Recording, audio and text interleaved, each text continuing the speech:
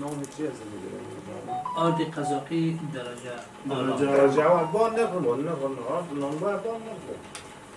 هرچی که میمونه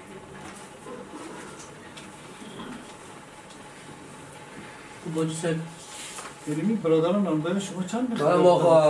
آیست 16 تا ولی چیزا پایین نکردیم ولی تندور داریم اینا مخوری من دیدیم هستیم که 75 تا باشه شاید شما از کجا میخریم که اینجا قیمت داری قسم دادش ما 16 سال چند میخریم؟ ما از این مردی میخریم مندایی میخریم یک رقم آردایی از 1200 رحیم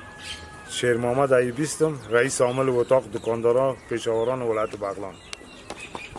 ما در ریاست محترم شارولی شهر پلخمری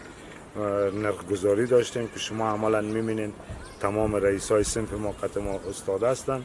ما همه یک نرخ ماندیم قطع ریاست محترم شارولی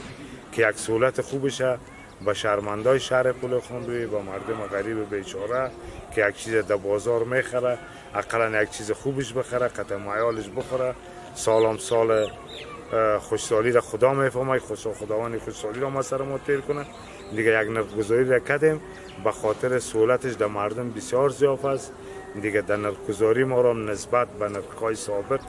بسیار در تمام چیز ما یک کمی تجدید نظر شد نرخ‌ها پایین شد